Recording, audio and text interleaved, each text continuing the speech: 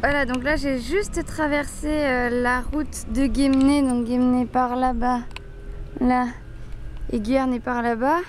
Donc je suis à Saint-Yves, qui devait s'appeler avant Bourdic. Et je pense que le chemin que vous preniez, c'est ce petit-là. Je vais voir si on peut encore passer. Mais je crois que c'est ça. Hop là.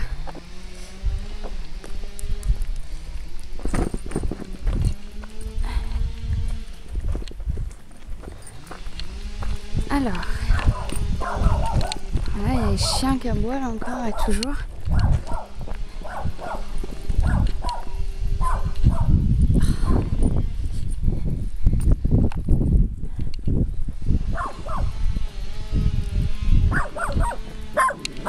Tais-toi le chien.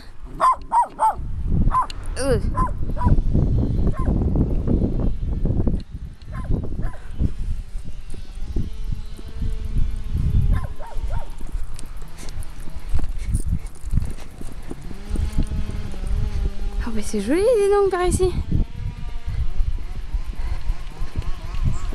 Vous entendez, c'est les travaux au champ. J'ai eu la chance en fait de partir au bon moment.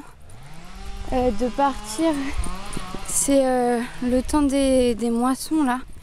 Du coup sur le bord des routes, il y a plein de champs de blé qui ont été moissonnés ou pas. Donc ça fait plein de paysages différents. Entre les blés qui sont mûrs, qui sont très beaux, et ceux qui ont déjà été coupés, ça fait plein de variations dans le paysage. Je suis bien contente. Ouais, là l'herbe elle a été coupée il n'y a pas longtemps.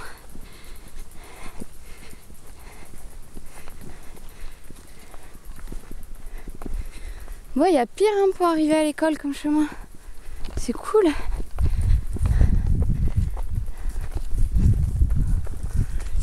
Bon et du coup, Madame la tricoteuse, il va falloir que vous me racontiez aussi. On m'a dit que dans la maison où vous habitiez, il y avait un fantôme qui était le fantôme d'Arthur, qui pendant sa vie apparemment s'était pas très bien conduit et il a été puni à sa mort. Et sa punition, c'est qu'il devait aider les nouveaux habitants quoi, de la maison. Et donc, apparemment, quand on demandait, quand il fallait nourrir les vaches, on demandait au fantôme d'Arthur de le faire, et qu'il y avait du foin qui tombait tout seul.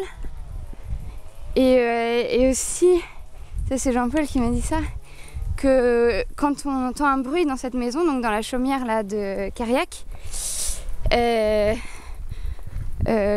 habitants disent ah bah tiens c'est Arthur qui travaille. Alors j'aimerais bien savoir si vous êtes au courant de ça, si vous avez fait travailler Arthur aussi. Alors là je m'arrête, champ encore, toujours, le chemin continue. Hop là. Et puis aussi là donc depuis ce matin là, je faisais le tour des maisons. Parce que là il est 15h, quelque chose comme ça. Donc vous voyez j'ai mis du temps avant de retrouver la vôtre. Et tout le monde m'a parlé d'un incendie qui avait ravagé tout le village de Cariac, sauf une maison. Et c'était les Allemands qui avaient foutu le feu en représailles. Parce qu'apparemment, en haut de Cariac, sur le plateau, il y avait un champ de... Salut les vaches!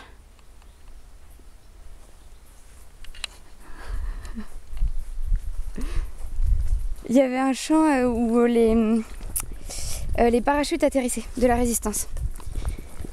Et qu'il y avait une partie de la forêt aussi, pas loin d'ici, où il y avait des résistants qui se cachaient. Et donc les Allemands avaient mis feu un dimanche matin pendant que tout le monde était à la messe au village de Cariac. Alors ça, vous qui étiez là à ce moment-là, ça avait dû sacrément vous marquer. Et vous n'y avez pas parlé.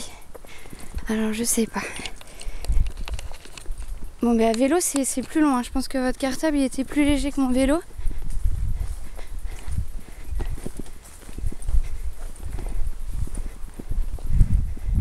Alors là, on voit pas bien. Si, un peu quand même. Il y a une ferme là-haut. Voilà. Avec un champ.